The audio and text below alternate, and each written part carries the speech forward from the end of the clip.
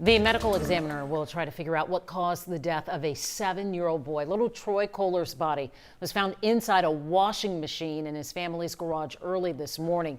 We've been following this tragic story all day from the family's neighborhood in Spring. Matt Doherty has the latest tonight. Matt? The boy's mother returned here to the home about an hour ago, but she did not want to talk with us. 45 years, never seen nothing like that before, not here. Neighbors on this quiet North Harris County street struggle to wrap their minds around the discovery made by deputies at this home early this morning. Precinct 4 Constable deputies arrived at this home in Spring at around 5:30 this morning. It was shortly after 7-year-old Troy Khoeler's adoptive parents called authorities to report the boy missing. The constables were here for quite a while taking the report and getting clothing descriptions and getting ready to start canvassing the neighborhood, driving patrols around the neighborhood. Didn't find anything, and then decided to search the house. While inside the family's garage, constable deputies looked inside the washing machine.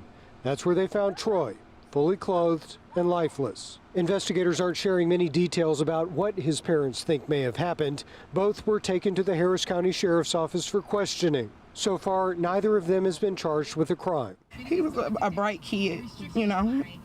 He was a baby, and he didn't have a chance. Kenyetta Hewitt drove her son to the home today after he asked if he could say goodbye and leave a toy for his friend. We've learned the family was renting the home and had moved in earlier this month. The Texas Department of Family Services says the couple adopted Troy back in 2019 after he'd been a foster child. A spokesperson says CPS, quote, does have a history with the family. We asked if the department had an open or active case on the family at the time the boy's body was found. We were told that information is confidential unless it's determined the death was related to abuse or neglect. In Spring, I'm Matt Doherty, KHOU 11 News.